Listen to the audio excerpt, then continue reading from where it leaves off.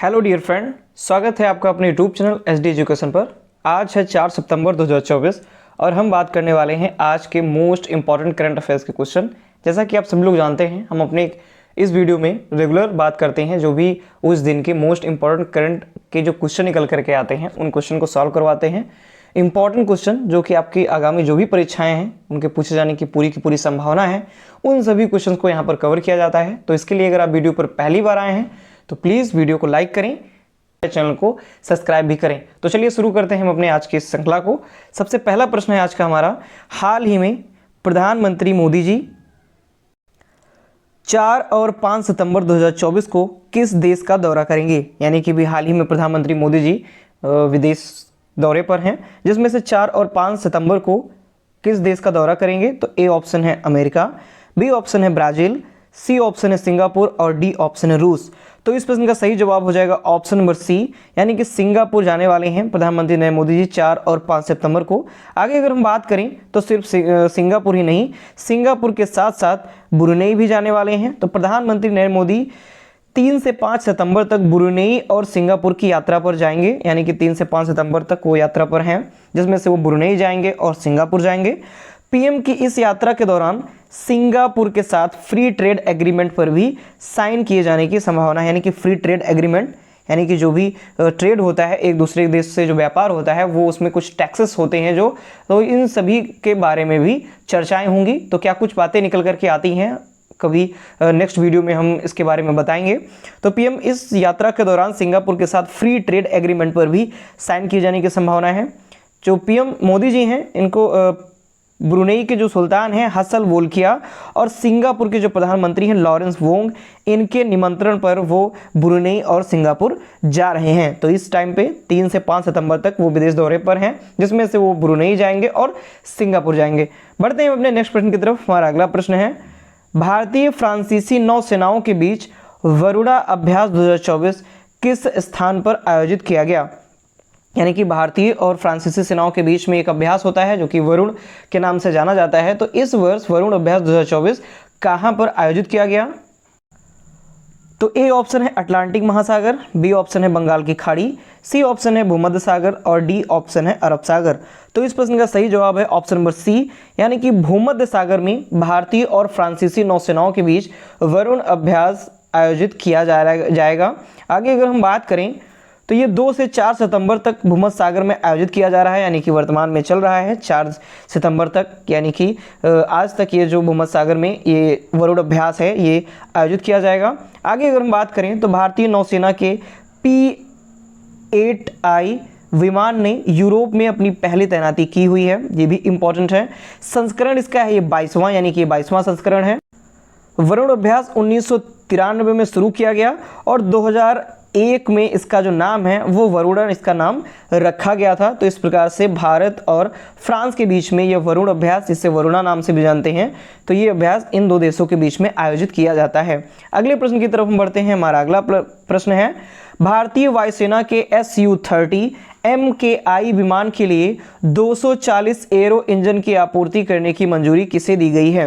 यानी कि जो भारतीय वायुसेना का जो विमान है Su-30 MKI, इस विमान के 240 एरो इंजन इनको बनाने की तथा इनको आपूर्ति करने की जो मंजूरी है वो किसको दी गई है।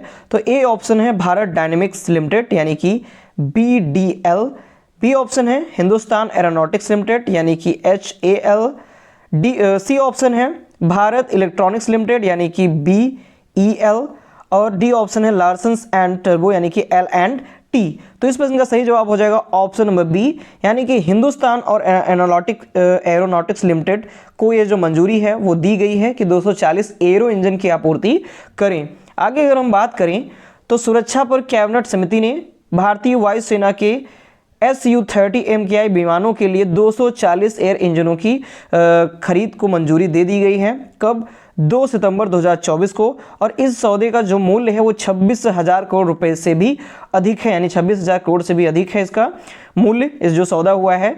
और इंजनों में 54% से अधिक स्वदेशी सामग्री होगी, यानी कि जो इंजन बनाए जाएंगे, एरो इंजन बनाए जाएंगे, इनमें 54% से भी अधिक स्वदेशी सामग्री लगी हुई होगी और ये इनको डेवलप्ड किया जाएगा।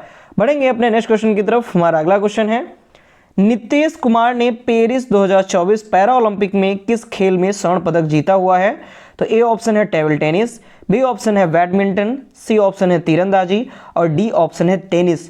तो इस प्रश्न का सही जवाब है ऑप्शन नंबर बी, यानी कि जो नीतीश कुमार हैं ये टेनिस से संबंधित हैं और इन्होंने अभी पेरिस पैरा ओलंपिक 2024 में स्वर्ण पदक यानी कि गोल्ड मेडल जीत लिया हुआ है।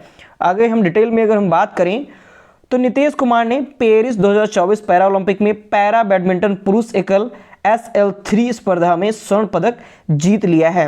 ग्रेट ब्रिटेन के जो डेनियल बैथेल हैं इनको 21-14, 18-21 और 23-21 के स्कोर के साथ हरा करके इन्होंने स्वर्ण पदक या फिर गोल्ड मेडल जीता हुआ है। काफ़ी ज़्यादा इंपॉर्टेंट क्वेश्चन है। 2019 में एक रेल दुर्घटना में नीतीश कुमार जी जो थे इन्होंने अपने पैर खो दिए थे और ये बहुत ही अच्छे तरीके से खेले हुए हैं पैरालंपिक पेरिस 2024 में और गोल्ड मेडल अपने नाम इन्होंने किया हुआ है। बढ़ेंगे अपने नेक्स्ट क्वेश्चन की तरफ। हमारा अगला क्वेश्चन है, हाल ही में सिटी हार्ट बीट इंडेक्स 2024 में एशिया प्रशांत क्षेत्र के शीर्ष में कौन सा शहर है? यानी कि भी हाल ही में सिटी हार्ट बीट इंडेक्स जारी हुई। इस इंडेक्स का मतलब क्या होता है? सिटी हार्ट बीट इंडेक्स ये जो होता है जो भी कंट्री होती हैं उनके जो भी शहर होते हैं उन शहरों में क्या कुछ स्वास्थ्य सुविधाएं मिल रही हैं, वहाँ के जो रहने वाले हैं उनका स्वास्थ्य कैसा है, किस प्रकार से स्वास्थ्य को अपने मेंटेन रख रहे हैं, सुविधाएं कैसी मिल रही हैं, हेल्दी मिल रही हैं कि नहीं मिल रही हैं, इन सभी बातों को कवर करके यह जो सिटी हार्ट बीट इंडेक्स है यह जारी किया जाता है। हार्ट बीट आप सभी लोग समझ सकते हैं, हार्ट और हार्ट की बीट, ठीक है, हार्ट बीट। तो हार्ट बीट इंडेक्स 2024 में सबसे टॉप पर कौन सा शहर है? तो ए ऑप्शन है हांगकांग, बी ऑप्शन है लंदन, सी ऑप्शन है न्यूयॉर्क और डी ऑप्शन है काठमांडू। तो इस प्रश्न का सही जवाब है ऑप्शन नंबर ए, यानी कि जो हांगकांग है ये सिटी हार्ट बीट इंडेक्स 2024 में एशिया प्रशांत क्षेत्र में सबसे शीर्ष पर ये शहर है। आप यहाँ पे देख भी सकते हैं city heart beat index 2024 a new benchmarking tools measuring effort at the city level of influence cardiovascular health, यानी कि जो भी हेल्थ होती है उसको लेकर के जो लिस्ट है ये जारी की जाती है। आगे अगर हम बात करें तो सिटी हार्ट बीट इंडेक्स 2024 में एशिया प्रशांत क्षेत्र के शहर शीर्ष स्थानों में हांगकांग पहले स्थान पर है। इसको जारी कौन करता है? जारी करता है WHF यानी कि वर्ल्ड हार्ट फेडरेशन, यानी कि WHF वर्ल्ड हार्ट फेडरेशन इसको जारी करता है। सेकंड पोजीशन है लंदन, इसके बाद क्रमशः और लंदन के बाद क्रमशः मैड्रिड, फिर बर्लिन और न्यूयॉर्क शहर का स्थान है, यानी कि फर्स्ट पोजीशन हांगकांग की है, सेकंड पोजीशन लंदन की है।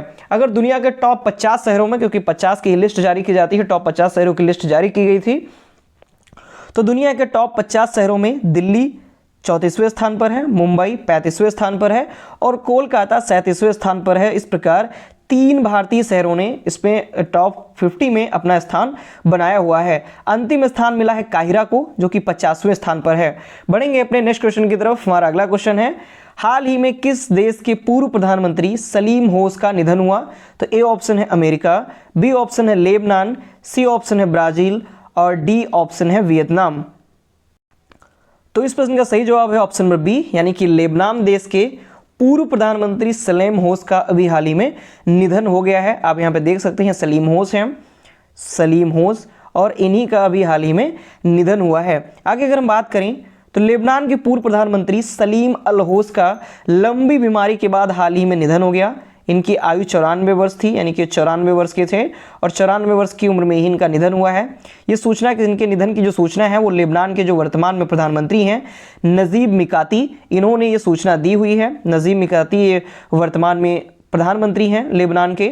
आगे अगर हम बात करें तो अल होस ने 1976 और 2000 के बीच 5 बार प्रधानमंत्री के रूप में कार्य किया, यानी कि लेबनान के 5 बार के ये प्रधानमंत्री रह चुके हैं। 5 बार ये प्रधानमंत्री वहाँ के बने 1976 से लगा करके सन 2000 तक, और इनका भी हाल ही में 94 वर्ष की आयु में निधन हो गया है। बढ़ेंगे अपने नेक्स्ट क्वेश्चन की तरफ। हमारा अगला क्वेश्चन है, हाल ही में कौन सी राज्य सरकार अपने अगले शैक्षणिक वर्ष में एक खेल विश्वविद्यालय स्थापित करेगी? यानी कि जो अगला शैक्षणिक वर्ष स्टार्ट होगा तो उस शैक्षणिक वर्ष में जो राज्य सरकार है, कौन सी ऐसी राज्य सरकार है जिसने खेल विश्वविद्यालय स्थापित करने की बात की है? तो ए ऑप्शन है उड़ीसा, बी ऑप्शन है महाराष्ट्र, सी ऑप्शन है तेलंगाना और डी ऑप्शन है हरियाणा। तो इस प्रश्न का सही जवाब है ऑप्शन नंबर सी, यानी कि हैदराबाद के तेलंगाना में तेलंगाना राज्य सरकार ने अपने अगले शैक्षणिक वर्ष में एक खेल विश्वविद्यालय स्थापित करने का निर्णय लिया हुआ है। आगे यहाँ पर बात करते हैं तो तेलंगाना सरकार अगले शैक्षणिक वर्ष में एक खेल विश्वविद्यालय स्थापित करेगी। तेलंगाना के जो वर्तमान में मुख्यमंत्री हैं रेवंत रेड्डी, इन्होंने हाल ही में इसकी घोषणा की है। बात करें तो खेल विश्वविद्यालय का उद्देश्य ऐसे खिलाड़ी तैयार करना होगा जो ओलंपिक पदक जीत सकें और जो ओलंपिक होने वाले हैं उनमें वो अच्छी तरीके से प्रदर्शन कर सकें, बेहतर तरीके से प्रतिनिधित्व कर सकें। बात करें एनडीएमसी हैदराबाद मैराथन के विजेताओं को पुरस्कार भी प्रदान किया गया, यानी कि एनडीएमसी हैदराबाद मैराथन के जो विजेता थे उनको पुरस्कार भी प्रदान किया गया। और इसी दौरान यह घोषणा की गई कि अगले शैक्षणिक वर्ष में एक खेल विश्वविद्यालय स्थापित किया जाएगा। बढ़ेंगे अपने नेक्स्ट क्वेश्चन की तरफ। हमारा अगला क्वेश्चन है, हाल ही में किसने नई दिल्ली में राष्ट्रीय चिकित्सा रजिस्टर पोर्टल का शुभारंभ किया? ए ऑप्शन है जेपी नड्डा, बी ऑप्शन है पीयूष गोयल, सी ऑप्शन है अमित शाह और डी ऑप्शन है अरविंद केजरीवाल। तो इस प्रश्न का सही जवाब है ऑप्शन नंबर ए, यानी कि जेपी नड्डा ने नई दिल्ली में राष्ट्रीय चिकित्सा रजिस्टर पोर्टल का शुभारंभ किया हुआ है। आगे अगर हम बात करें तो केंद्रीय स्वास्थ्य मंत्री, ये स्वास्थ्य मंत्री हैं, केंद्रीय स्वास्थ्य मंत्री जेपी नड्डा ने नेशनल मेडिकल कमीशन के राष्ट्रीय चिकित्सा रजिस्टर पोर्टल को लॉन्च किया हुआ है। और ये जो नेशनल मेडिकल रजिस्टर है ये भारत में सभी एलोपैथ जो एमबीबीएस डॉक्टर्स हैं, सभी एलोपैथ पंजीकृत डॉक्टरों के लिए एक व्यापक और डायनेमिक डेटाबेस होगा, यानी कि यहाँ पर सभी डॉक्टर्स जो होंगे एलोपैथ एमबीबीएस डॉक्टर उनका रजिस्ट्रेशन होगा और उनका एक व्यापक और डायनेमिक डेटाबेस जो है वो यहाँ पर फीड होगा, यहाँ पर तैयार किया जाएगा। बात करें तो राष्ट्रीय चिकित्सा रजिस्टर एनएमआर के तहत एनएमसी अधिनियम 2019 की धारा 31 के तहत यह जो पंजीकृत है ये। नेक्स्ट क्वेश्चन है, हाल ही में किस देश में 3 नए उप प्रधानमंत्री की नियुक्ति हुई? तो ए ऑप्शन है ईरान, बी ऑप्शन है वियतनाम, सी ऑप्शन है इराक और डी ऑप्शन है बांग्लादेश। तो इस प्रश्न का सही जवाब है ऑप्शन नंबर बी, यानी कि वियतनाम में हाल ही में 3 नए उप प्रधानमंत्री की नियुक्ति हुई है। आप यहाँ पे देख भी सकते हैं 3 नए उप प्रधानमंत्री। तो वियतनाम की नेशनल असेंबली ने 3 नए उप प्रधानमंत्री को मंजूरी दी गई है। नाम क्या है ये 3 जो नए उप प्रधानमंत्री हैं? तो एक हैं गुयेन हुआ विन, दूसरे हैं हो डुक फोक और तीसरे हैं बुई थानसोन। ये 3 नए उप प्रधानमंत्रियों की नियुक्ति वहां पर की गई है। बात करें 2021 से 2026 के कार्यकाल के लिए उप प्रधानमंत्रियों की कुल संख्या अब 5 हो गई है, यानी कि अब 3 जो नए उप प्रधानमंत्री की नियुक्ति की मंजूरी मिली है, इसके बाद अब वहां पर उप प्रधानमंत्रियों की कुल संख्या 5 हो गई है। वियतनाम आया है तो वियतनाम की राजधानी होती है हनोई, मुद्रा होती है वियतनामी डोंग, प्रधानमंत्री हैं वर्तमान में फाम मिन चिन। तो ये थे आज के हमारे मोस्ट इंपॉर्टेंट करंट अफेयर्स के क्वेश्चन। अगर आपको क्वेश्चन पसंद आते हैं, अगर आपको यह वीडियो पसंद आती है तो प्लीज़ वीडियो को लाइक करें, अपने दोस्तों के साथ वीडियो को अधिक से अधिक शेयर करें और हमारे चैनल को सब्सक्राइब भी करें। धन्यवाद।